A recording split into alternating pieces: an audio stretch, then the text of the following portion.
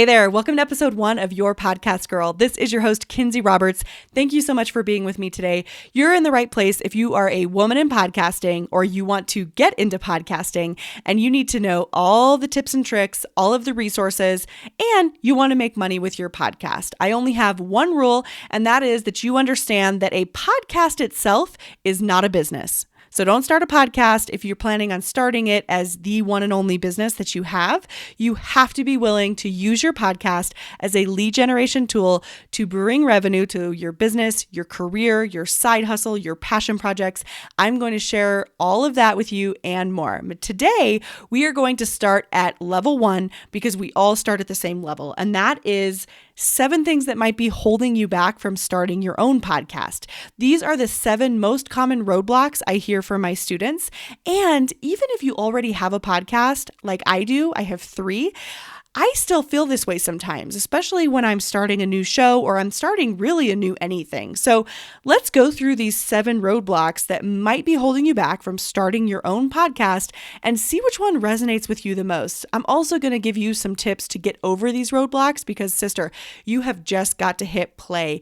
One of my goals in the next 2 years is to bring 10,000 more women onto this podcasting journey with me and all of my students and all of my friends who are podcasters. The more voices we have, and specifically the more voices of women that we have in the podcasting community, the better, 100%. That's my goal. I hope you'll join me in that goal. I want you to hit play on your podcast. So if you're ready to get started and you're just thinking, I don't know exactly what to do to get over this one roadblock, let's talk about 7 of those things now, and we'll see if I can't touch on one for you, okay? So number 1, first and foremost, I put this as number 1 because this is almost the first thing I hear every time, is that the technology of podcasting is confusing and people don't really know where to start. It feels hard. It feels very technical. Pardon that verbiage. I couldn't think of another word. It feels very technical. It feels very arbitrary, like it's not something that you can really grasp. And here's the great thing. Podcast tech setup, while yes, there are variations that you can use and you can go as, crazy and complicated or as simple as you want to. But here's the thing, podcast tech setup in one of its most simplistic but also effective forms is sort of like math. There's an answer. 2 + 2 is 4, 5 + 5 is 10. And if you follow these, 10, 15 steps, you will have a podcast at the end. That's what's really cool about technology when it comes to podcasting and when it comes to setup. So I teach my students a specific setup that involves a certain kind of microphone, Libsyn for hosting because they're my favorite, the ID3 editor because it's very easy to use, how to use GarageBand, also very easy. Most people have Apple products. Don't worry if you're like, I don't have Apple products. There's still a recording software for you, I promise. But that's what's so cool about podcasting is that you just need a list. You just need someone to give you a list and then you go down that list and you check it off. And at the end, you have a podcast. So that's what I love about the technology. It can feel hard. And trust me, you can do a lot of crazy stuff with a podcast. You can do a lot of crazy audio work. You can have a mixer, et cetera, but you don't have to. I've been podcasting for almost 3 years and I've never had a mixer and my podcast microphone costs $80. So take that for what it is. Don't let the technology stop you. Just get a checklist, okay? Get a checklist of what you need to set up and just go down that list. If I can do it, you can do it. I promise you that. Number 2, now after number 1, these are in no particular order of importance, but number 2 is that, is it expensive? Is it expensive to podcast? I know it costs money, but I don't really understand how much it costs. So I want to give you the exact monetary breakdown of how much it cost me to start podcasting in 2016. And these costs haven't really changed. I looked up everything and they're still all the same. So here's the exact breakdown. Let me give you the full number at first. Here's what it took me to start my exact podcast, $220.95. That's the exact price that I paid in 2016 for everything I use to run my podcast, and I still use these things today. And a lot of these were one-time costs, so I paid them back in 2016 for my first podcast, and I haven't paid for them since because I don't need to. That was a one-time cost. That's what that means. So let me break those down though. I have my ID3 editor, which is a one-time cost of $15. And I use that ID3 editor because it's downloaded onto my computer now for all of my new podcasts. I didn't have to pay for that again. I use Ecamm for Skype. Yes, I still use Skype. Everyone's like, what's Skype? I'm just kidding. I use Ecamm Call Recorder for Skype. It's very easy to use. It's also downloaded onto my computer. I have updated it once, I believe, and paid an additional $30 over the last 3 years. But $60 total over the last 3 years is absolutely worth it to me because I've created a podcast that supports my business. So it brings in revenue. That was $29.95. Ecamm Call Recorder for Skype. That's how I record my interviews. $29.95. Libsyn, I mentioned that. That's my podcast host. It should be yours. They are the best. I pay $20. That's a recurring fee every single month. I have 2 recurring fees, the Libsyn fee, and then the second one I'm going to tell you, that's my Squarespace website. That's where I host all of my digital products. That's where my show notes are, et cetera, et cetera. It's just like anybody else's website. I pay $27 a month for that. So $47 a month in recurring costs. And then my final price for my microphone. And actually, this is more expensive than the microphone I even use now. So you could get started for way less than I did. I paid $120 for my first microphone. It was a Yeti, and I don't even use that mic anymore. I actually use a mic called an ATR 2100. You can get it on Amazon, and it's always $80 or less if you just get the Amazon, or if you just get the microphone. Sometimes Amazon has it in a bundle too, and you can pay a little bit more if you want to get the bundle. I'm turning my page so you might hear that. Okay. Number three roadblock is I don't know how to find guests for a show that I want to do that's interview based. Okay. That's fair roadblock, because if this is the first time you're podcasting, maybe you're like me, maybe you're like some of my guests, and your podcast is really your first foray into the online world, into the online marketing world, into the digital content world, and you truly don't know where to find guests. I totally hear that. That was me. In 2016, I'd worked in marketing for over 6 years at that point, but I wasn't creating my own content or anything of that nature. That's my first foray into creating my own online content. So I had to work on finding guests. And here are some ideas that have worked for me and my students. I think they'll work for you too. Number one is, if you're too nervous about finding guests and you really don't know where to find them, start with solo episodes. Start talking by yourself like I'm talking right now. There is nothing that says, even if you are going to have mostly an interview show, there's nothing that says you can't start with episodes that are just you speaking to your audience. I will get into this in a whole other future episode because this is really important, but you want to start with solo episodes if you are trying to be seen as the expert in your listeners' eyes. Interview shows are wonderful. I have one, but they are for networking, and they also help your guest with their business. If you want your audience to see yourself as the expert and to sell a service, sell a product, support your audience that way, you have to be seen as the expert, and solo episodes will help you do that. So that's my first tip, is to start with solo episodes. Then you don't have to worry about finding guests. That's really just adding another cog in the wheel that maybe you don't need right now. So think about that. Number two is, if you are having an interview show, find them in Facebook groups. There are many Facebook groups now. They are all free, most of them. And there's Facebook groups on almost every topic. Facebook is huge. We all know this. Find some groups, join some groups, let people know you're looking for guests. Now, if you're not part of any groups right now and you just go join a bunch, let's say you're a real estate professional and you just go join a bunch of real estate groups and you put out a blank form that says, hey, I'm looking for podcast guests. That's not necessarily the best way to get guests, because number one, you have no rapport and zero relationship with them, and you don't know exactly what their expertise is, even though you might ask them a few key questions and things of that nature. So what I recommend is to join those groups first, start building some relationships in those groups by being interactive, getting to know people, and then ask for people to come on your show. So that way you are presenting to your audience and your listeners, who should be number one in your heart. As a podcaster, you're presenting guests to them that you vetted, you know that they're going to be a good fit, and you know that they're going to give great information.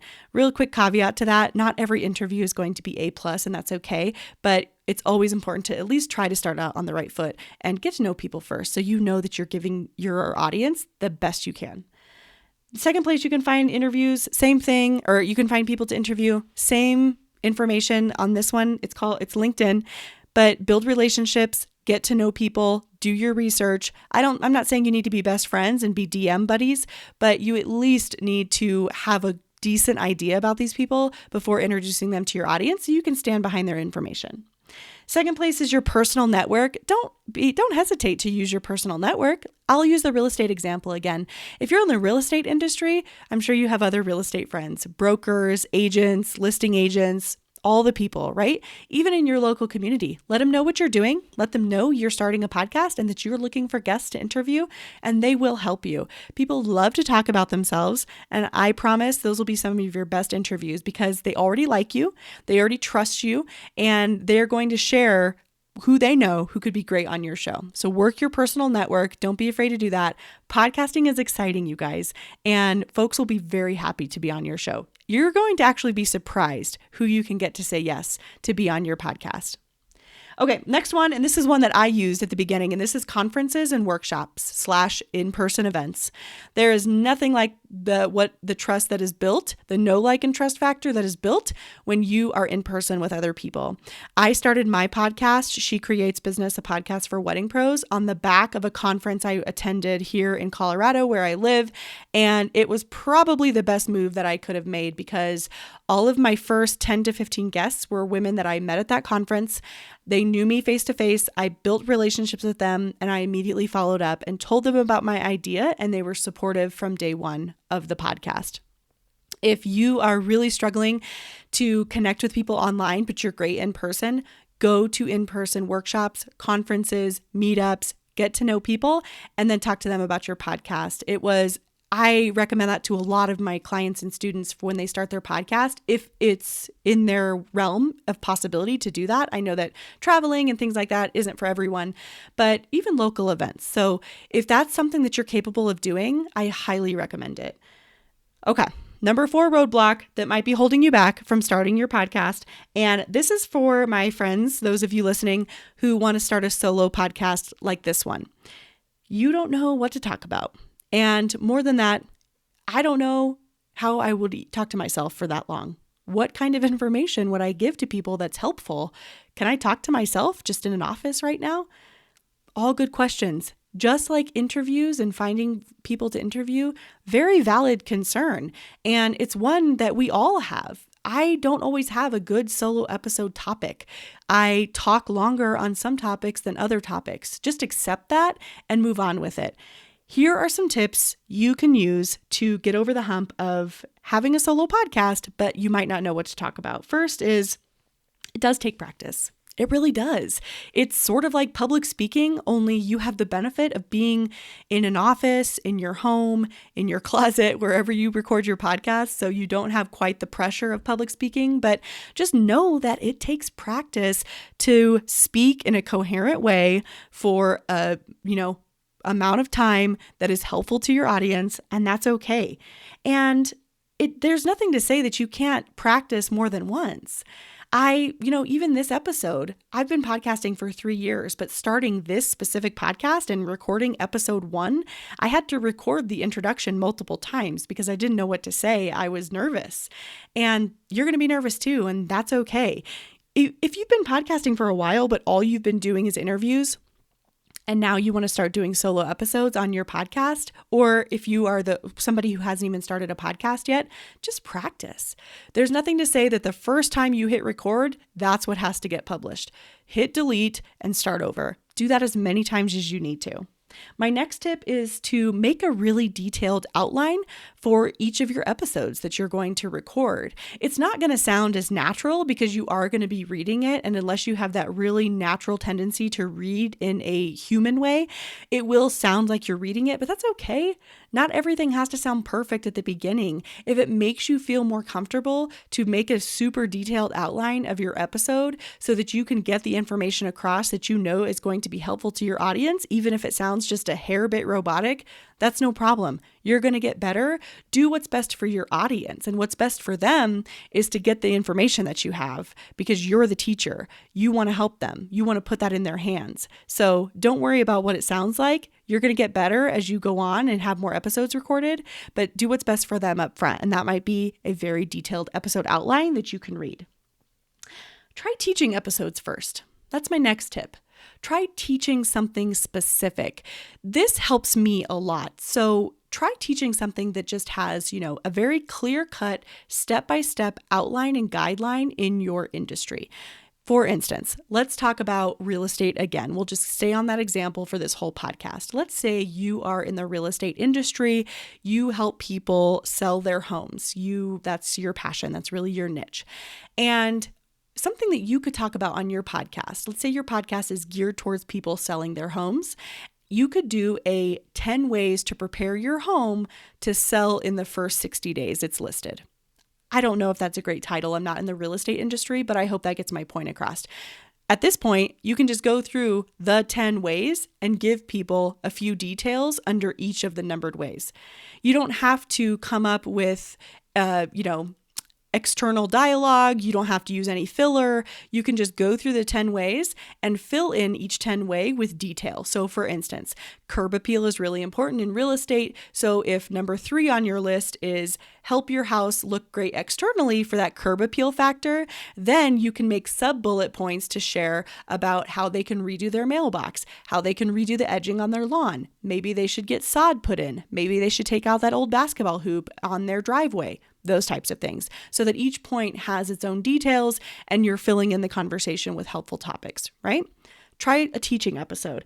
That can really help you get used to solo shows, and it will also help you understand how you can kind of go off from side to side in the conversation, even if it's not in your notes, once you start to get more comfortable.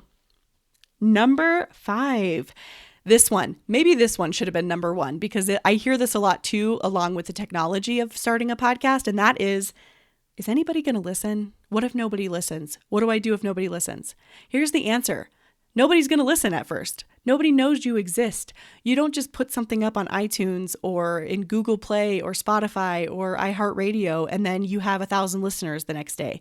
That's okay. The same is true for anything else we do in life. If you build it, they won't come. You have to keep showing up consistently. Here's the thing about podcasting though. It is super popular, and if you will niche down and provide valuable content for your audience, you don't actually need to prepare yourself for nobody listening. I think you need to do is prepare yourself for people listening. Strangers on the internet are going to start listening to your voice and your content and being inspired by you. That's what you need to prepare for. It's a lot easier not to have any listeners, because then you don't have anybody to give you feedback. You don't have anybody to show up for, etc. But when you start having listeners, now you have people that you're accountable to. So actually, I think you should prepare yourself to have listeners. And here's the thing, you don't need as many listeners as you think you do, especially if you niche your podcast down. And I recommend that everybody does. We'll talk about that in a future episode. I know we're just on episode 1 and I'm excited, you guys, but understand that you don't need as many listeners as you think you do, but be prepared for the ones that are going to come. And listen, along with number 5 is number 6. And that is, I hate the sound of my own voice. I hate the sound of my voice. What if other people had to hate the sound of my voice? Another very easy answer, get over it. If you want to start a podcast that's going to help people and it's going to help your business, your career, your passion project, get over it. Your voice is your voice. It was given to you and you can't do anything about it. Get over it and get out there and start creating something. You deserve it and we deserve it. You deserve to put your message out in the world. I told you that one of my goals in the next 2 to 3 years is to have 10,000 women start podcasts. And the world's waiting for it. If you're not going to share it, what are we supposed to do about that? Nothing. You can't do anything about your voice. So get over it. And it's not about you. It's about your listeners. And here's the other cool thing. Some people aren't going to like your voice. Some people are really sensitive to voice. I know I'm one. I listen to dozens of podcasts, and there are some people I cannot listen to. And it's not because they don't have good content. It's because I'm very sensitive to their voice. And the same is true with audiobooks. It's not personal. I never not recommend a podcast because of someone's voice. I'll tell someone that has amazing content. I didn't personally like their voice, but that's totally irrelevant. Same with audiobooks. I'll share that it was an amazing book. I had to read it though, the physical copy, because I couldn't stand the reader's voice. It's not personal. It's just voice, right? So get over it. And listen, if you are really having a lot of anxiety about your voice, get some voice lessons, do some voice coaching. If you feel like podcasting is the medium that's going to change the face of your business, your career, your side hustle, and you want to go for it, but you are struggling with this insane, like this very intense anxiety about your voice, do some voice lessons. I don't think you need to. I think that's an extra cost that is irrelevant of starting a podcast, but that's totally an option. You can get a voice coach, do a couple of lessons, and at the very least, you might have some more confidence to hit play. I want that for you. Just hit play. You can do it. Finally, number 7, we are here towards the end, and that is, gosh, I don't really know if I want to commit to a podcast forever. What if it doesn't work out for me? What if my commitments change? What if my goals change? What if I do a podcast for, 5 to 10 to 20 episodes and then I get this great opportunity, but then I don't have time for podcasting anymore and I want to take that a great opportunity? Do it. Take that great opportunity. There's nothing saying that you have to have your podcast forever. Don't get tied up in the fact that you might need to podcast forever. You sure don't. Here's what I will tell you. Podcasting is an extremely slow burn, and you do need to commit to a decent amount of episodes to see any traction whatsoever. So please don't record 5 or 10 episodes and then email me and say podcasting didn't work for me. That's a pittance, especially since podcasting is becoming extremely mainstream and very popular. You have to be committed. Understand that if you're not committed, you're not going to see any traction. And if you can accept that, then I'm totally fine with you quitting after 10 episodes. But there's nothing to say that you have to have a podcast. You may not even like it. Commit to 1 season, commit to 2 seasons, commit to 50 episodes. If you see 0 traction, or if you hate podcasting, you can stop. But here's the great thing. You can stop if you didn't like podcasting, but you created some great content, you can leave it up. That's kind of awesome, right? Now you have this body of work that will live on in iTunes, Spotify, iHeartRadio, etc., that will live on without you producing new content. If you produce some great episodes and amazing information that is evergreen, which just means that your content doesn't expire, it's not bound by time, you can leave it up and you can still be helping people while not producing episodes in real time to go focus on that new opportunity you got, to move on, to try new forms of media that are more interesting to you. There is nothing that says you have to podcast forever and ever. That was 7 reasons you might not be starting a podcast yet. I'm sorry, I lost my train of thought. 7 reasons you may be holding yourself back from starting a podcast. Maybe you are already a podcaster, like I mentioned at the beginning, and you heard something in there today that has been holding you back from maybe going solo, doing solo episodes, or producing more consistently. I know I heard some stuff from myself that might help me produce more consistently. I hope this was helpful to you guys. If you have any questions, do not hesitate to reach out to me. I love all things podcasting. I'm here to help you. Looking forward to seeing you in episode 2. Reach out to me on Instagram at yourpodcastgirl. You can also email me yourpodcastgirl@gmail.com. Take care of yourself. I will see you in the next episode.